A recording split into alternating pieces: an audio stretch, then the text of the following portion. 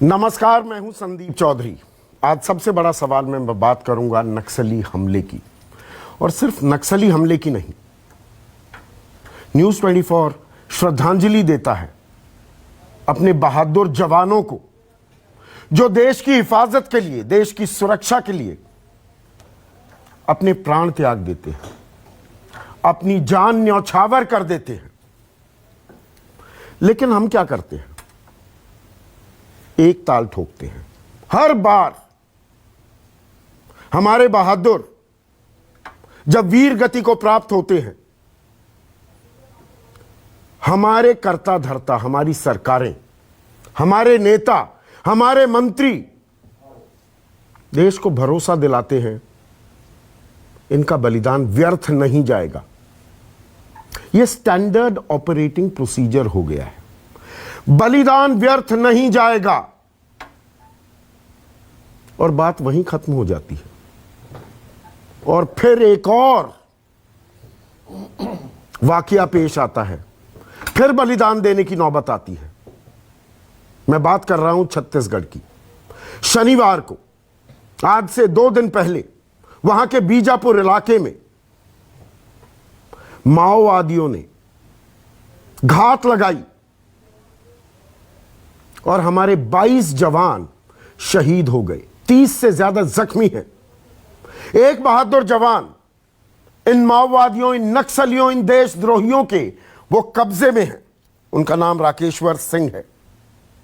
उनकी धर्मपत्नी भी जम्मू से मेरे साथ लाइव जुड़ेंगी। हुआ क्या था?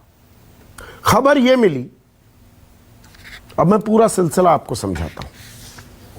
खबर यह मिली कि नक्सलियों के एक सरगना, जिसका नाम मडवी हिमडा है, Madvi Hidma, People's Liberation Guerrilla Army battalion number 1 का कमांडर, लगभग 30 साल की उम्र बताई जाती है। पिछले 10 सालों से इसी इलाके में सक्रिय है। और मैं यहां पर गिनवाना नहीं चाहता हूं कि छत्तीसगढ़ में कितने हमारे बहादुर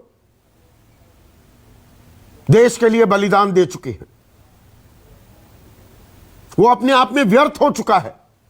एक बॉडी काउंट स्टोरी हो गई है कि इतने सीआरपीएफ के जवान 11 मई को शहादत दी थी, 2014 में इतने लोग मारे गए थे, 2013 में कांग्रेस के लोग भी मारे गए थे, नेता मारे गए थे। मैं उस डिटेलिंग में नहीं जा रहा हूं। खबर यह मिली कि 2 ये कमांडर एक जगह छुपे हुए हैं।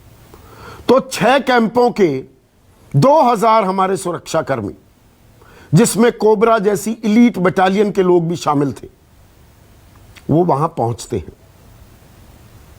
लेकिन उन्हें वहां पर 400-500 नक्सली घेर लेते हैं।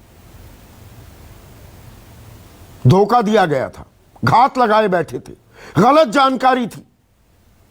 सरकार अब चिल्ला चिल्ला कर कह रही है कि कोई इंटेलिजेंस फेलियर नहीं था।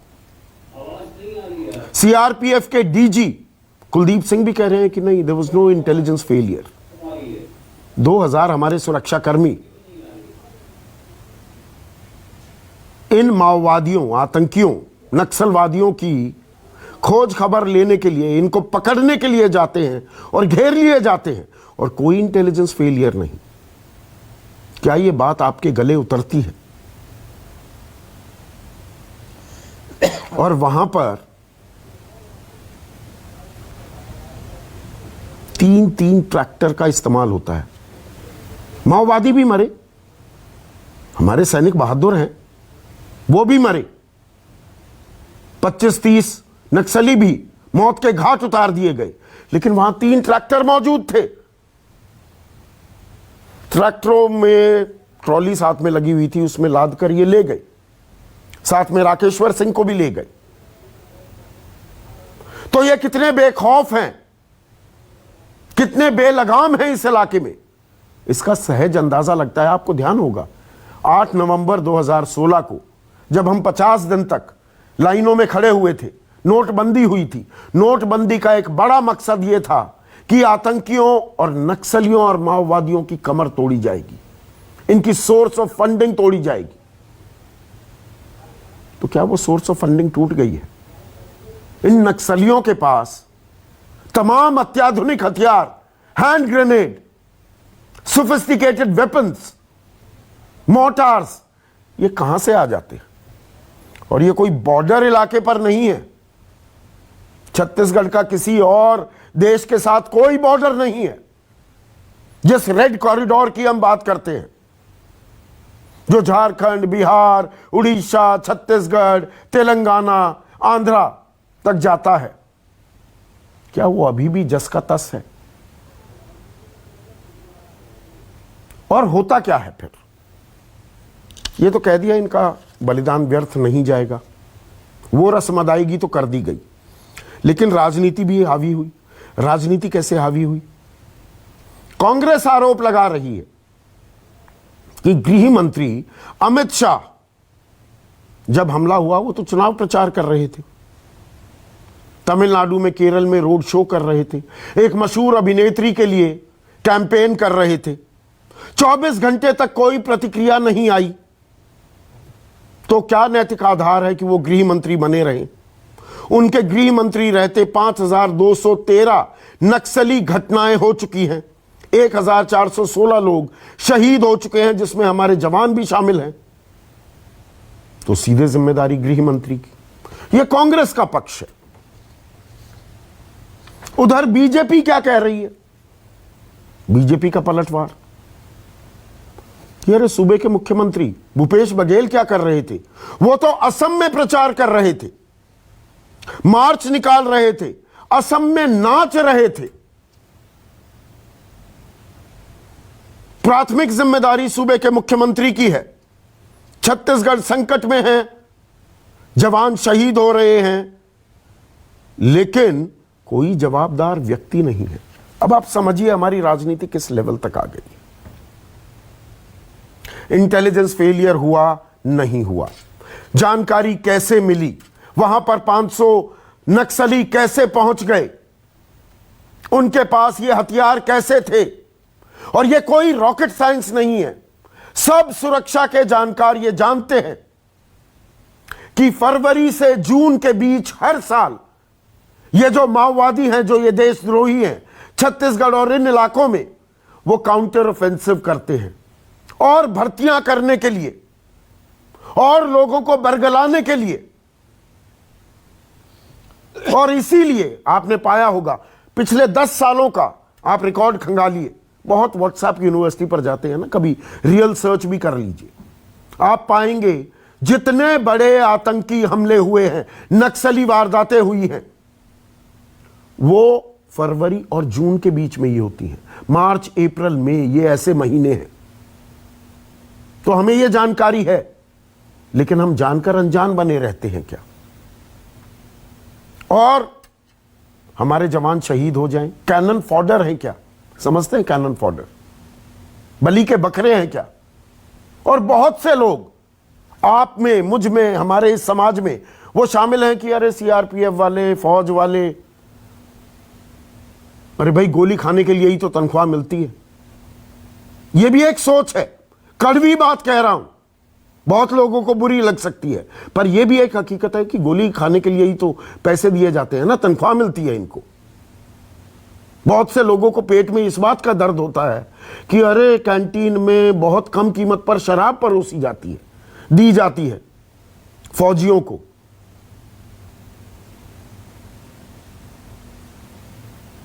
तो शहीद हो गए जवान, राजनीति आ गई, फसल काटने की बारी आ गई। कांग्रेस तो अब यह भी कहने लगी है कि अरे 2008 में मुंबई पर हमला हुआ था, गृह मंत्री उस वक्त शिवराज पाटिल थे, उनके कपड़े बदलने को लेकर इस्तीफे की मांग हो गई थी, और यहां पर चुनाव प्रचार चल रहा है, चुनाव प्रचार में कोई विघ्न, कोई खलल नहीं आता है, 24 घंटे बाद प्रतिक्रिया आती है और उसके बाद आकर श्रद्धांजलि दी जाती है। यही हमारी कड़वी हकीकत है क्या? यही हमारी असलियत है क्या? गृह मंत्री अमित शाह और सूबे के मुख्यमंत्री ने श्रद्धांजलि कैसे दी और क्या कहा उसके बाद, पहले वो सुनिए। हमारे जवानों का मोरल अभी भी इंटैक्ट है और आगे बढ़ा है, और मैं देश को विश्वास दिलाना चाहता हूं कि लड़ाई रुकेगी नहीं और गति के साथ आगे बढ़ेगी और इसको हम अंजाम तक ले जाएंगे। ये लड़ाई में अंत में नक्सलवादियों के खिलाफ हमारी विजय निश्चित है। सार्थक बातचीत हुई है और केंद्र के बल और राज्य के बल के जो दोनों अधिकारी हैं उनके बीच में यहाँ पर समन्वय भी है और संयुक्त रूप से ऑपरेशन भी हुआ है और आगे भी इस प्रकार से होगा। तो राजनीतिक प्रतिक्रियाएं क्या हैं? ये तो श्रद्धांजलि दे दी गई, कम से कम यहां पर तो एकजुटता दिखाई गई है, लेकिन फिर वो राजनीतिक आरोप प्रत्यारोप की वानगी भी मैं आपको बाद में दिखाऊंगा। लेकिन पहले आज का सबसे बड़ा सवाल, जवानों के बलिदान पर सियासत क्यों और कब तक शहादत देते रहेंगे जवान? चर्चा में मेरे साथ बीजेपी की तरफ से थोपाली आर श्रीनिवास, कांग्रेस के राष्ट्रीय प्रवक्ता अभय दुबे, सीपीआई के राष्ट्रीय सचिव उनके मुख्य प्रवक्ता अतुल कुमार अंजान, दो दिलेर ऑफिसर्स आईजी रह चुके हैं सीआरपीएफ के आरके सिंह और यशोवर्धन आजाद सीनियर आईपीएस अधिकारी हैं, आईबी के स्पेशल डायरेक्टर रह चुके हैं, वो मेरे साथ जुड़ गए हैं। लेकिन भुक्तभोगी हैं इस हमले की मीनू, इनके पति राकेश्वर सिंह इस वक्त इन नक्सलियों के कब्जे में है, उनका परिवार उनके साथ है। मीनू, फोन भी आया है, सुना है मैंने कि नक्सलियों ने आपको फोन किया या सरकार ने आपको जानकारी दी है कि आपके पति नक्सलियों के कब्जे में है? क्या कुछ जानकारी दी गई आपको?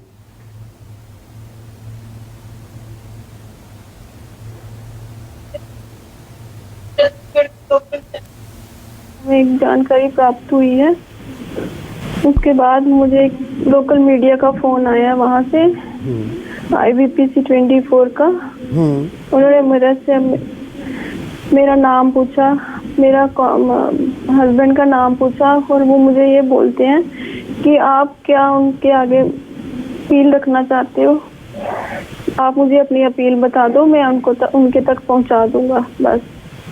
तो आप मुझे उनका एक फोटो सेंड कर दीजिए व्हाट्सएप पे, उसके बाद मैं आपकी अपील ले लूंगा और उनको पहुंचा दूंगा। उसके बाद मेरे घर वालों ने बोला कि हम कोई फोटो नहीं देंगे, ना ही हम कोई अपील करेंगे उनसे। अपील क्यों नहीं करेंगी आप? आप चाहती नहीं राकेश्वर वापस आ जाएं, आपके पति वापस आ जाएं? जी सर, मैं चाहती हूँ कि वो वापस आ जाए, पर हम ये श्योर नहीं था ना कि वो मीडिया से बोल रहे हैं या कोई नक्सलाइट बोल रहा है, हमें ये श्योर नहीं था, हम कैसे इंफॉर्मेशन देते उनको। सरकार ने आपको कोई जानकारी दी है आपके पति के बारे में? नहीं, कोई जानकारी नहीं दी सर। कोई जानकारी नहीं दी है? ना केंद्र सरकार से ना राज्य सरकार से कोई फोन नहीं आया? कोई इंफॉर्मेशन नहीं आई, कोई कुछ नहीं आया। सीआरपीएफ की तरफ से कोई जानकारी कि भाई आपके पति अभी लापता हैं, हो सकता है कि नक्सली उन्हें ले गए हों, हो सकता है अभी वो जंगल में छिपे हों, क्या सीआरपीएफ ने आपके साथ कोई संपर्क साधा? कोई संपर्क नहीं साधा। हमारे ग्रुप सेंटर बन तालाब से दो बंदे आए थे, एक असिस्टेंट कमांडेंट और एक इंस्पेक्टर आया था। उन्होंने मेरे से बात की और उन्होंने यही बोला कि हम अभी आपको कोई इंफॉर्मेशन नहीं दे सकते, इंफॉर्मेशन यही है कि वो मिसिंग है और उनका सर्च ऑपरेशन जारी है। बस ये जानकारी दी गई है। दो अधिकारी आए, आपसे कोई जानकारी नहीं ली गई। मीनू, बहुत ही मुश्किल घड़ी है आपकी और मैं आपके दर्द कुरेदना नहीं चाहता हूं, पर ये बलिदान व्यर्थ नहीं जाएगा। जवानों की शहादत, जय जवान के जो ये नारे बुलंद होते हैं, सरकार आपसे संपर्क नहीं करती, सीआरपीएफ कोई पूरी जानकारी नहीं देता है। 48 घंटे से ज़्यादा हो गए हैं। शनिवार को 11:30 बजे ये हमला हुआ था, 4 घंटे फायरिंग हुई है, तो शाम को 4 बजे भी लगा लो, उसके बाद भी 2 दिन बीत चुके हैं। आपके लिए तो पल पल भारी हो रहा होगा। जी सर, बहुत भारी, पता नहीं चल रहा क्या हो रहा क्या नहीं, समझ नहीं आ रहा कुछ। अभी तक कोई इंफॉर्मेशन नहीं आई हमें उनकी तरफ से। आपका बहुत बहुत शुक्रिया आप हमारे साथ जुड़ी। मैं और कुछ निजी सवाल, यहाँ भावुक सवाल कतई नहीं पूछूंगा आपसे। मैं आपका दर्द समझता हूँ, पीड़ा समझता हूँ, और इंतज़ार कितना लंबा हो सकता है ऐसे समय में। मैंने खुद तो नहीं झेला है, पर मैं आपकी पीड़ा समझ सकता हूँ। आपका बहुत बहुत शुक्रिया। आर.के. सिंह, ना सरकार ने संपर्क किया है, केंद्र सरकार ने, ना राज्य सरकार ने, और आप सीआरपीएफ में रहे हैं। एक असिस्टेंट कमांडर का जाकर ये बता देना जी मिसिंग है, बस ये आलम है। और हम बड़ी बड़ी बातें करते हैं, बलिदान व्यर्थ नहीं जाएगा। वो बात वो डिफरेंट है संदीप जी, वो डिफरेंट इशू है, ये डिफरेंट इशू है। हमारा जवान हमारे पास आज की डेट में नहीं है। वो एक ऑपरेशंस के लिए गया था और ऑपरेशन के बाद वो हमारे पास नहीं है। ना तो उसकी बॉडी मिली है, ना वो खुद संपर्क किया है। तो हम उसके परिवार को कोई आश्वासन नहीं दे सकते कि वो किस परिस्थिति में है। हमने उसे जाके सहारा तो दे सकते हैं। सहारा तो देखिए, सहारा देने के लिए सीआरपी कभी पीछे नहीं हटी। हमारा एक ऑफिसर, 2 ऑफिसर गए हैं और उन्होंने जब उनसे बात की है तो उन्होंने परिस्थिति उनको अवगत कराया है, उनके परिवार वालों को। और सहारा के लिए तो हम हर पल तैयार हैं। फोर्स के बारे में मैं आपको बताना उन्हें कोई जानकारी नहीं है, उन्हें यह नहीं पता मीडिया वाला कर रहा है, कोई नक्सली फोन कर रहा है कि पति की फोटो भेज दो जी और अपील कर दो।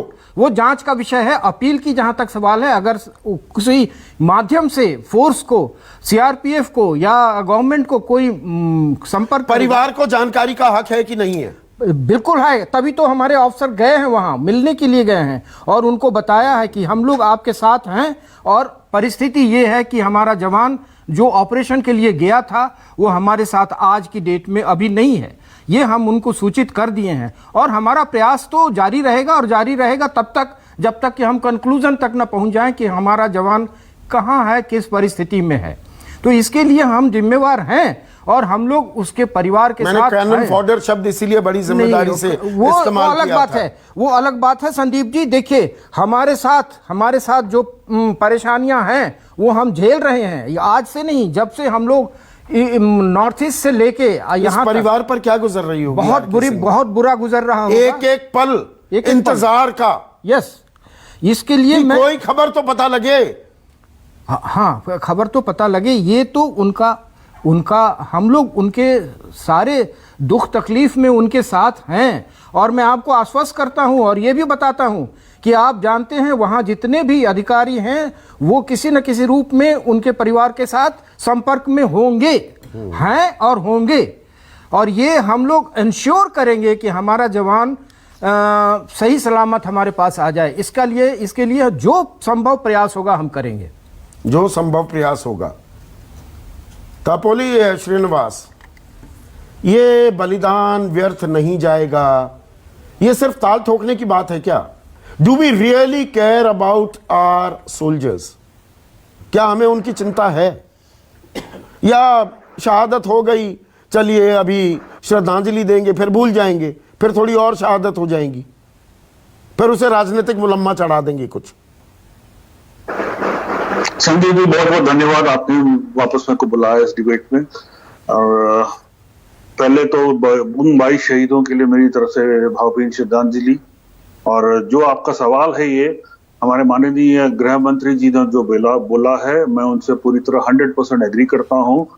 जो उन्होंने बोला कुछ सोच समझ के ही बोला होगा, और उनके पीछे जो स्ट्रैटेजी है वो पब्लिक में बुलाया नहीं जाएगा। और जहां तक वापस जो एक्शन होगा, वो तो मेरे हिसाब से अब तक तो वो एक्शन प्लान तो डिस्कशन में आ गया है। और जहां तक मैं समझता हूं, जो आपने बोला 24 घंटे तक वो रिएक्शन नहीं था, मैं एक ही बोलना चाहता हूं, ऐसे चीजों के लिए बहुत सेंसिटिव रहना पड़ता है।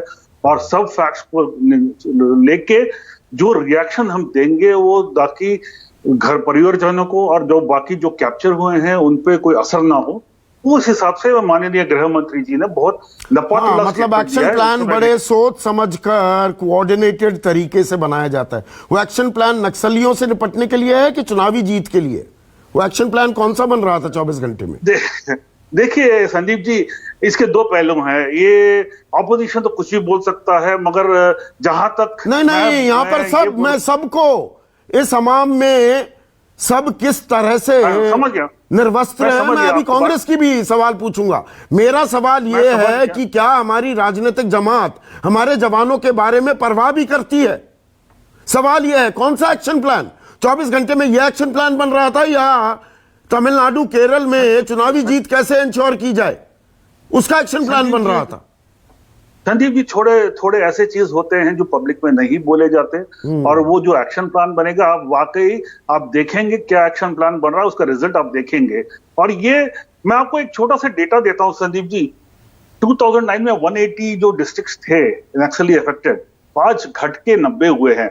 मतलब कुछ ना कुछ तो काम हुआ है जमीनी स्तर पे, और हीलिंग टच के साथ हुआ है, क्योंकि यहाँ पे दो चीजें इन्वॉल्व होती है, ह्यूमन हीलिंग टच और ऊपर से आपको एंटी नेशनल नेक्सस जो है, और उसके हिसाब से जो भी प्लान बनना चाहिए और प्लान बनेगा, उसमें ये देखना पड़ेगा कि कम से कम कोलैटरल डैमेज हो, तो जो इनोसेंट लोग ना इसमें पिसे, इसमें इस हिसाब से होगा।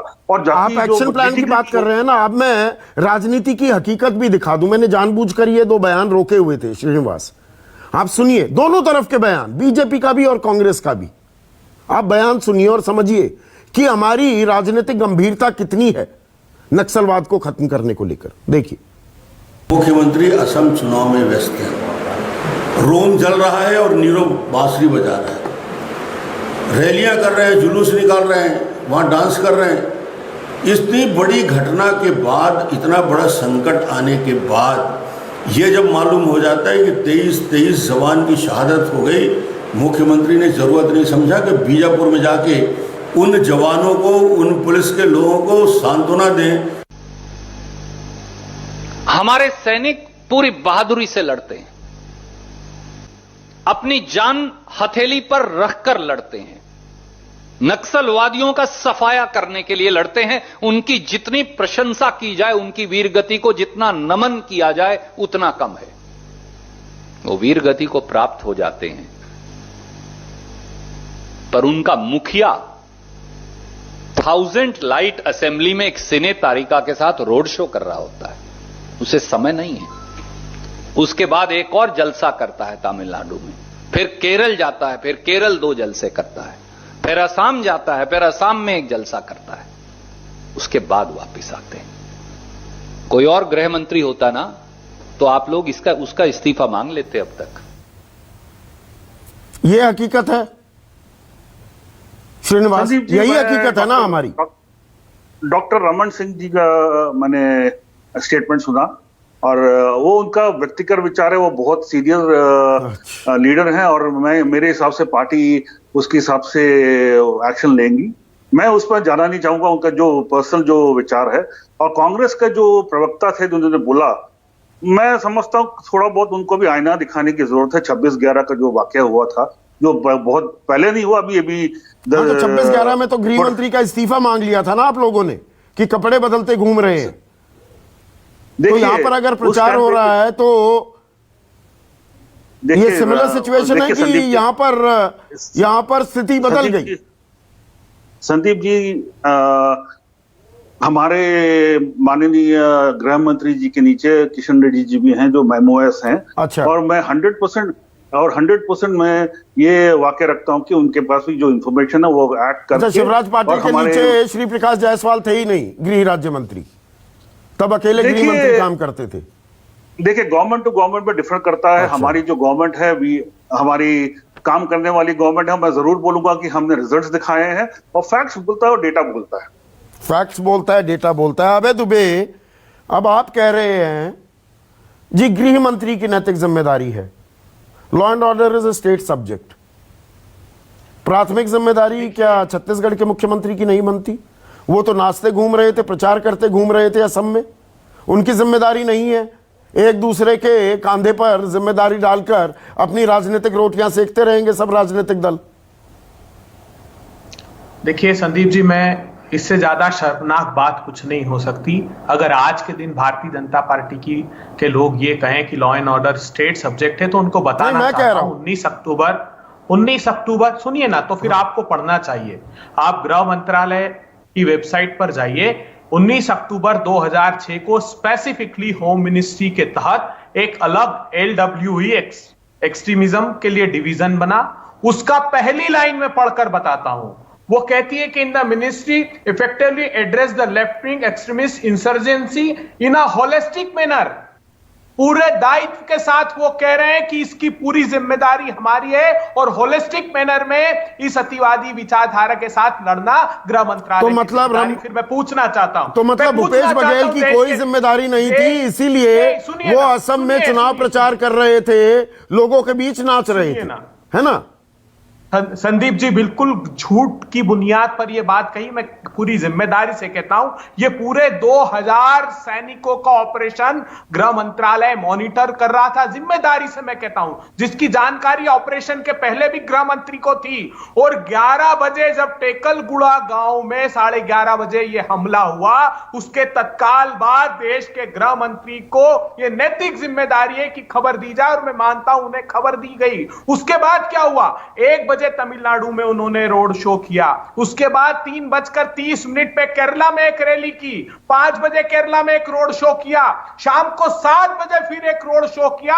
अगले दिन 4 अप्रैल को शर्मनाक तरीके से असम की एक रैली को संबोधित किया। और ये मैं नहीं कह रहा हूं, ये खुद वो ट्वीट करते हैं, इनके मंत्री जितेंद्र सिंह ट्वीट करते हैं। और ये हूबहू वही परिस्थिति है जब 14 फरवरी 2019 को पुलवामा का हमला हुआ और देश के प्रधानमंत्री जिम कॉर्बेट पार्क में बियर गिल्स के साथ डिस्कवरी चैनल के लिए शूटिंग कर रहे थे और मगरमच्छों को खिला रहे थे। तो घर में घुस के मारा ना, पुलवामा के मास्टरमाइंड्स को घर में घुसकर मारा फिर सरकार ने। संदीप जी इतना ही नहीं, यहां बात नहीं थमती। उसके बाद प्रधानमंत्री जी ने एक रैली को संबोधित किया फोन पर। मौसम खराब था, वहां नहीं जा सकते, तो फोन पर रैली को संबोधित किया। इससे दर्दनाक और दुखद कोई घटना हो सकती है? अभी भारतीय जनता पार्टी के नेता को मैं आईना दिखाना चाहता हूं, ये मैं नहीं कह रहा हूं, लोकसभा में अभी पुलवामा का बदला लिया कि नहीं लिया? आपने, आपको मुंह की खानी पड़ी कि नहीं खानी पड़ी? सवाल उठाए आपने पुलवामा को लेकर।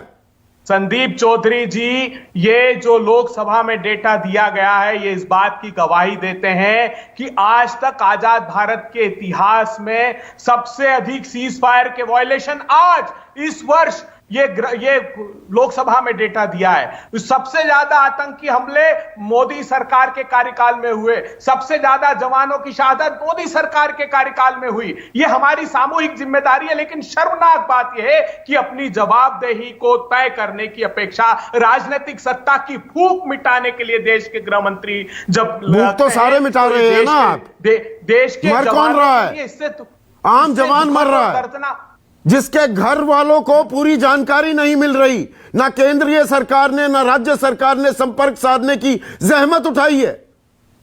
बिल्कुल, इससे दुखद क्या है?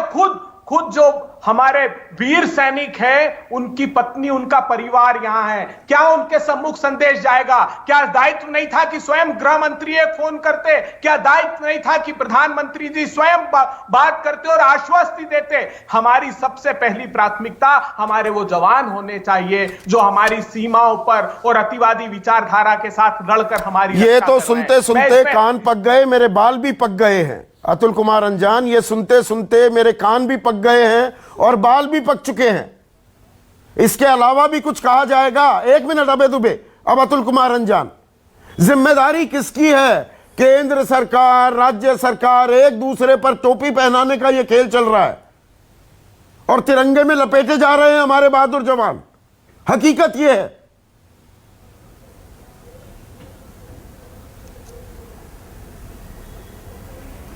संदीप चौधरी जी, बहुत महत्वपूर्ण, बहुत ही देश के सामने संकटपूर्ण और समाज के सामने संकटपूर्ण ये विषय है, काफ़ी लंबे समय से है। मैं कुछ एक सवाल आपके सामने उठाना चाहता हूं, उस पर गौर कीजिएगा। इस विषय से हट करके नहीं है, इसी से जुड़े हुए। ये क्या वजह है कि झारखंड में और छत्तीसगढ़ में ये संकट है? क्या वजह है कि ये संकट वहीं गहरा है जहां आदिवासी है? क्या वजह है कि ये संकट इसलिए है कि जहां बहुत बड़ी खदानें हैं, खनिज संपदा है, वहीं संकट है? आपको ये नहीं लगता कि छत्तीसगढ़ राज्य बनने के बाद से लगातार देश के देसी और परदेसी पूंजी और देश के कारपोरेट घराने इस इलाके के खदानों पर कब्जा करने के लिए जुटे हैं। जहां ये घटना हुई है उस घटना के अंदर 20,000 पेड़ पिछले 6 महीने में काटे गए हैं। वहां पर खदानों पर कब्जा करने के लिए आप इन माओवादियों को, नक्सलियों को जस्टिफाई कर रहे हैं क्या? ठेका दिया अतुल कुमार अंजान, ये आंदोलन मैं कर रहा हूं। अब आगे सुनिए ना मैं क्या कह रहा हूं। हाँ। मैं जस्टिफाई यही नहीं कर रहा हूं। ये सवाल और भी महत्वपूर्ण है कि रमन सिंह जी बुजुर्ग हो गए हैं, लेकिन 15 साल तक राज करने के बाद उन्होंने लगभग 350 पुलिस के जवान मारे गए हमारे। और पूरी एक मध्य प्रदेश और छत्तीसगढ़ की कांग्रेस का नेतृत्व इसी के अंदर विद्याचरण शुक्ल से लेकर के सब समाप्त हो गया था रमन सिंह जी के जमाने में नक्सल इस आंदोलन या इस घातक हमले की वजह से। भारत के संविधान में अनुसूची 5 के तहत देश के आदिवासियों को विशेष अधिकार दिए गए हैं और देश के राष्ट्रपति उनके प्रधान संरक्षक हैं और उनको इतने अधिकार दिए हैं कि आदिवासियों के संबंध में बिना किसी सरकार से बात किए हुए वो अपने मन से वहां पर क्या कार्य चल रहा है इसकी समीक्षा कर सकते हैं। आज इस घटना के बाद अतुल कुमार अंजान, राष्ट्रपति जी जो हमारे सुरक्षा कर्मियों पर, देश के बहादुर सिपाहियों पर हमले करेगा, उन्हें जान से मारेगा, वो आतंकवादी है। जिसे बात करनी है बात करिए, आकर सरकार से आंदोलन कीजिए। ये सशस्त्र सो कॉल्ड, आपने आंदोलन शब्द इस्तेमाल कर दिया, ये देशद्रोही बैठे हैं, इनके लिए मेरे मन में कतई कोई संवेदना नहीं है।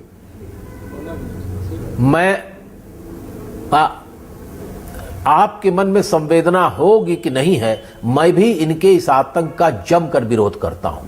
मैं जिस पार्टी का हूं, मैं भारतीय कम्युनिस्ट पार्टी की तरफ से इन तमाम लोगों से जो आतंकवाद की इन घटनाओं में लगे हैं अपील करना चाहता हूं कि इस तरह की घटनाओं से कोई फायदा नहीं और राकेश्वर सिंह को तत्काल छोड़िए। मैं इसलिए बात कर रहा हूं संदीप चौधरी जी, आप कुछ आइसोलेशन में बात कर रहे हैं। मैं आइसोलेशन में बात नहीं करता हूं कि इसी बस्तर के अंदर एक डिस्ट्रिक्ट मैजिस्ट्रेट को उठा करके, न आप नहीं करते तो मैं भी नहीं करता हूं, एक डीएम को उठाकर ले गए थे और उस डीएम को छुड़ाने के लिए हमारे साथी जो हमारी पार्टी के नेता हैं मनीष कुंजम ने सारे, और बीडी शर्मा आईएएस जो रिटायर थे, पूरा काम किया था, उनको बचाकर लाए थे। हम ये बात करना चाहते हैं कि ये आतंकवादी घटना, इनका महिमा मंडन करने के लिए मैं यहाँ नहीं बैठा हूँ, कोई समर्थन नहीं, ना कोई महिमा मंडन नहीं करने दूंगा मैं यहाँ पर। ये नक्सली हैं, नहीं तो ये देश के संविधान को नहीं मानते, नहीं तो आप महिमा मंडन अगर नहीं कर रहे तो हम महिमा, हमारे जवानों को हम पर गोलियां चलाते हैं।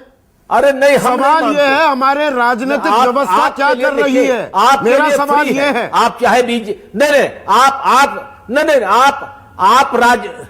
मेरा सवाल यह है कि इस देश के अंदर चौथा खंबा लोकतंत्र का क्यों खामोश बैठता है? सरकार की कमजोरियों को गिनाने में क्यों उसकी नानी पड़ती है?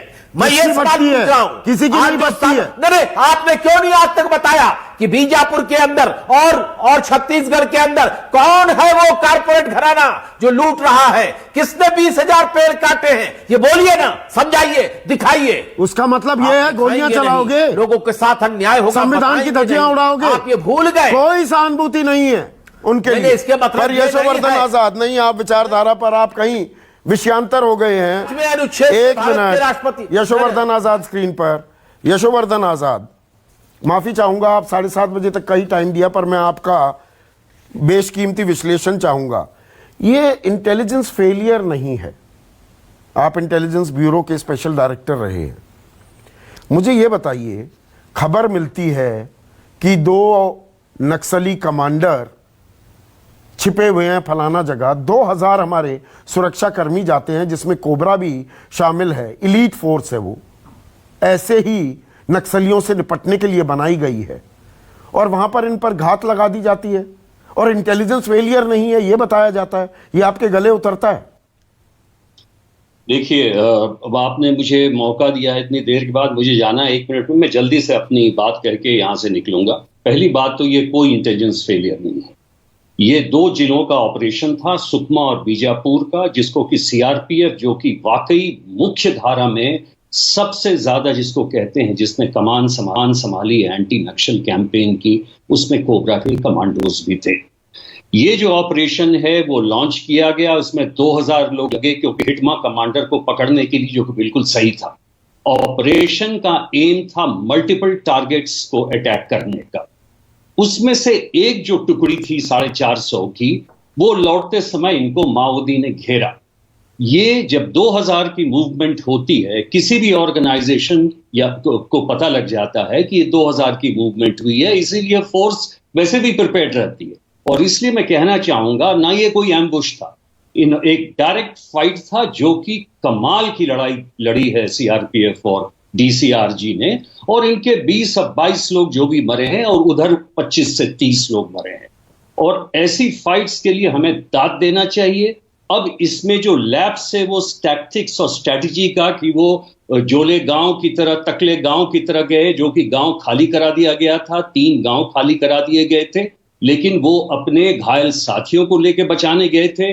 उन्होंने सोचा था कि ये टेरेन में फाइट करना इजी होगा, लेकिन 5 घंटे का इनकाउंटर चला और उसके बाद माओइस्ट जो है वहां से गए और इनके 22 आदमी। इसलिए मैं कहूंगा कि ऐसी जो लड़ाई है, इसके लिए हमें सैनिकों को बधाई देना चाहिए। उन्होंने कमाल का नया नैरेटिव हो गया है क्या यशोवर्धन आजाद? ये पिछले साल चीन ने जब घुसपैठ की थी तब भी कहा गया कि हमारे 20 मरे हैं, उनके हमने 20 मार दिए। बाद में कहा गया 40 मार दिए। यहां भी कहा जा रहा है जी हमारे 22 मरे तो नक्सलियों के 25 से 30 मार दिए। अगर ये डेथ रेशो 1:1 भी हो रहा है, हमारे 2000 सैनिक जाते हैं, उनकी हिम्मत कैसे हो रही है? वो ऐसे आमना सामना कर कैसे पा रहे हैं? क्या ये सवाल नहीं पूछा जाएगा? ये क्या बैडली एग्जीक्यूटेड एक ऑपरेशन था? क्या ये सवाल नहीं पूछा जाएगा?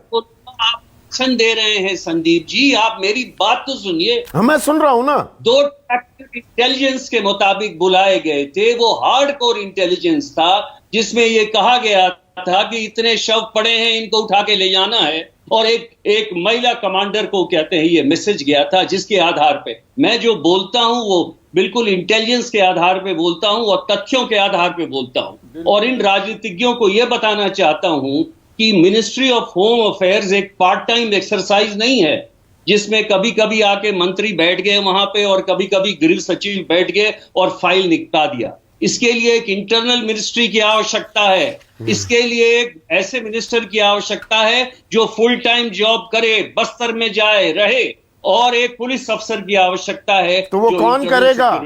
2016 में नोटबंदी के टाइम कहा गया माओवादियों की रीढ़ की हड्डी तोड़ देंगे, फंडिंग बंद कर देंगे। 4.5 साल हो गए यशोवर्धन आजाद, फंडिंग तो बरकरार है ना, दिख रहा है।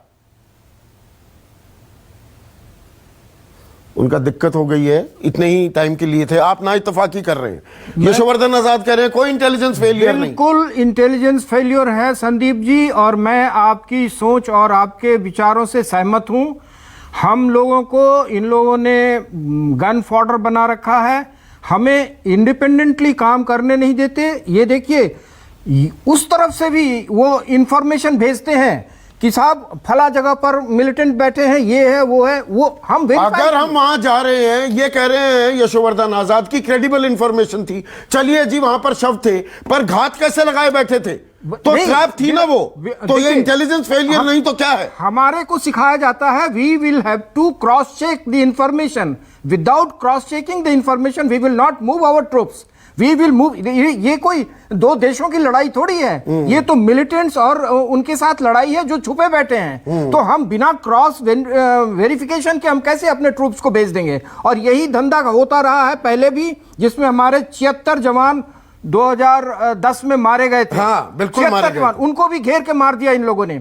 इस बार भी देखिए घेर के बैठे हुए थे। और फरवरी से जून के बीच ये काउंटर ऑफेंसिव करते हैं। ज्यादातर हमले फरवरी से जून के बीच में होते हैं। इंफॉर्मेशन सही है, लेकिन हमारे लोग जो हैं इतना, हमारी केंद्रीय एजेंसियां, केंद्र सरकार इस बात से अनभिज्ञ है क्या? एक बिल्कुल नहीं, सबको पता है। लेकिन ये लोग मेडल लेने के लिए, जो बड़े बड़े अधिकारी बैठे ना, उनको मेडल चाहिए, बैठे बैठाए गैलेंट्री मेडल चाहिए। They take decisions just to take gallantry medal from the government. उनको यह मतलब नहीं कि हमारे कितने जवान मारे जाएंगे। मारा तो जाएगा कांस्टेबल ना वहां पर, सिपाही मारा जाएगा। राकेश्वर सिंह की जानकारी नहीं मिलेगी और यहां बताया जाएगा, एक कहेगा जी गृह मंत्री घूम रहे थे, दूसरे कहेंगे जी मुख्यमंत्री घूम रहे थे। ये चलेगा।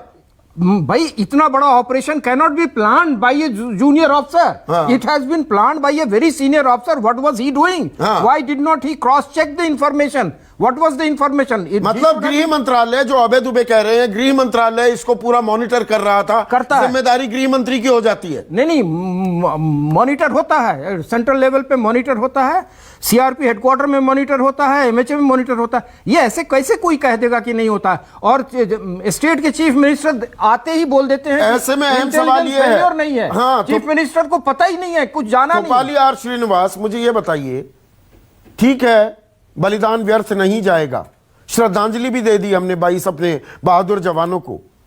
ये ऑपरेशन अंजाम जो दिया गया है, किसी ने तो ग्रीन लाइट किया होगा ना. 2000 सैनिक हमारे सुरक्षाकर्मी ऐसे ही तो नहीं जाएंगे बीजापुर के जंगलों में. जिम्मेदारी किसकी है? कोई जिम्मेदारी भी लेगा. They should fix responsibility. They have not fixed Sandeep ji, 2010 का भी. मैं आपकी बात से इत्तेफाक रखता हूं. इसके पीछे आप इसको बिलीव करिए, इंक्वायरी होगी और जो कुछ भी होगा इंक्वायरी में वो जरूर रिस्पॉन्सिबिलिटी सक्सेशन होगा. और गृह मंत्री जी मैं समझता हूँ बहुत अच्छी तरह वाकिफ हैं. जो जैसे 2010 की इंक्वायरी हुई, 13 की, 14 की, 18 की, सब नक्सली हमलों की जिम्मेदारी ले ली ना. वो मुझे नहीं पता लगा कि कौन जिम्मेदार था उनके लिए. संदीप जी, अब मैं आपसे एक ही रिक्वेस्ट कर सकता हूँ, आप पेशेंस रखिए, इसमें आपको रिजल्ट मिलेगा. पेशेंस रखे, रिजल्ट मिलेगा. जिम्मेदारी किसकी है पर अभय दुबे? आज तक तय हुई है? संदीप जी, देखिए गंभीर विषय पर मैं बात करना चाहता हूं. ये गृह मंत्रालय को इस बात की पुख्ता जानकारी है कि ये स्ट्रेटेजिक यूनाइटेड फ्रंट का काम है. ये जम्मू कश्मीर के नॉर्थ ईस्ट के आतंकवादी और माओवादी, ये लोग मिलकर एक अभियान चला रहे हैं और इनको जो पूरा का पूरा समर्थन मिल रहा है वो फिलीपींस और टर्की से मिल रहा है. और ये भी जानकारी इनके पास है कि बांग्लादेश की बॉर्डर से ये सारा असला आ रहा है. और असला क्या आप कल्पना नहीं कर सकते, यूबीजीएल, मोर्टार से हमला, रॉकेट लॉन्चर से हमला, ये वेपन्स इनके पास आ कहां से रहे हैं. इसलिए मैं ये कहना चाहता हूं, जो अनजान साहब कह रहे थे कि वो जंगल की कटाई हो रही है, ये बिल्कुल अलग विषय है. ये बहुत स्ट्रेटेजिकली हिंदुस्तान की अस्मिता पर हमला है. हम सब एक हैं, लेकिन दुख तब होता है जब हम अपने राजनीतिक उद्देश्यों की प्रतिपूर्ति को आगे रख देते हैं. तो वो तो आप भी रख रहे हो और बीजेपी भी, हमारे जवानों की अपेक्षा, और ये कह देते हैं कि गृह मंत्रालय नहीं, वो तो साहब राज्य सरकार की जिम्मेदारी. अरे नहीं साहब, जैसे ही हमारे मुख्यमंत्री को छत्तीसगढ़ के पता लगा, वो तत्काल इस कोशिश में थे कि कैसे नहीं वो कोशिश साफ दिख रही है, आम जनता देख रही है. आर.के. सिंह, जिम्मेदारी भी तय होगी, कभी आज तक तय हुई है? नहीं तय हुई संदीप जी. मैं तो भुक्तभोगी हूं. हमारे 76 जवान मारे गए थे. मैं आईजी एनएस था और हम लोगों ने बहुत रिक्वेस्ट की और एक बड़े ईमानदार डीजी होते थे बीएसएफ के, कहते थे मैं बहुत ईमानदार हूं. उनको जिम्मेवारी दी गई कि इसकी जांच पड़ताल करके let us fix responsibility once for all. एक एग्जाम्पल बनना चाहिए, नजीर बनना चाहिए. और उन्होंने ऐसा लिपापोती किया और बलि का बकरा एक दूसरे को बना दिया जो व्यक्ति वहां अवेलेबल नहीं था. इस तरह के काम जब होंगे तो क्या आप अचीव करेंगे? कभी अचीव नहीं कर सकते. तो ये घड़ियाली आंसू हमें बहाना बंद करना पड़ेगा. हमारे बहादुर जवानों को न्यूज़ 24 की तरफ से मैं फिर से नमन करता हूं, उन्हें श्रद्धांजलि देता हूं. राकेश्वर सिंह जी सुरक्षित वापस आएं, अपने परिवार से मिल सकें, अपनी धर्मपत्नी मीनू से मिल सकें, ये भी मैं कामना करता हूं. लेकिन सिर्फ शहादत व्यर्थ में नहीं जाएगी, कहने से काम नहीं चलने वाला है. इससे आगे बढ़ना होगा और जिम्मेदारी तो तय करनी ही करनी होगी. इसी उम्मीद के साथ नमस्कार. सबसे बड़ा सवाल presented by Patanjali biscuit, associate sponsor Kajaria, India's number 1 tile company, Asian Paints, tractors, Spark Economy, emulsion, Servokon, India's number 1 servo voltage stabiliser, रखे सब कंट्रोल में. एक दिन 1 लाख केस, साल की डेंजरस स्टेज, नए केस का टूटा रिकॉर्ड, देश में कोरोना विस्फोट. कहां हुई चूक, कहां भूल, हम देंगे इंफॉर्मेशन फुल. लॉकडाउन की लटकी तलवार, तालाबंदी ही आखिरी हथियार. प्राइम टाइम एक्सक्लूसिव, बिना ब्रेक के लगातार देखिए रात 7:56 से. ताजा ताजा हाँ ठंडक रहती है, तन से लेकर मन तक रहती है, बस इतना अंदाजा रहे मन ठंडा तन ताजा रहे। Symphony air coolers. वो क्या है जो जीवन के सफर में हमें काम आता है? वो जो हम समझते हैं या वो जो हम जानते हैं? But what ultimately matters is जो हम करते हैं। Since 28 years, Flamingo और हम, an aid for a new life। यार आज तो आप नौकरी करते हो, घर का खर्चा चलाते हो, बच्चों की स्कूल की फीस भरते हो, पर आपने सोचा है अगर आप नहीं रहे तो क्या होगा? आज ही टर्म लाइफ इंश्योरेंस करवाइए policybazaar.com पे। महंगा नहीं है। policybazaar.com पे 1 करोड़ का टर्म लाइफ इंश्योरेंस सिर्फ 400 रुपए महीने से शुरू। तिनके में जो दिल की सुनते हैं वो शिखर पे रहते हैं। शिखर पान मसाला। दम लगा के हरी शाम, तुम मेरा कुछ भी नहीं बिगाड़ सकते। हमें इससे कौन बचाएगा? मैं बचाऊंगा तुम्हें। ये देखो अब मेरा कमाल। गन्ने और मक्के की फसल में मोथे का एक ही समाधान, एलान। लीवर की कमजोरी, फैटी लीवर, हेपेटाइटिस व लीवर सिरोसिस के research and evidence based Ayurvedic medicine है लिवोग्रिड व लिवामृत एडवांस। पापा आजकल आप पढ़ाई को लेके कुछ पूछते ही नहीं। क्योंकि अब तुम बदल गई हो। बायजूस के साथ खुद से पढ़ने लगी हो, दोस्तों को कॉन्सेप्ट समझाने लगी हो। अब तेरा पापा नहीं पार्टनर बन गया। Concentrate partner. अब आजा बेटा। समझ के पढ़ते हैं तो इनका दिल लग जाता है और पेरेंट से पार्टनर तक का फासला तय हो जाता है। Byju's download now. 25 सालों के भरोसे के साथ भारत के सबसे बड़े सर्वो वोल्टेज स्टेबलाइजर निर्माता सर्वोकॉम रखे सब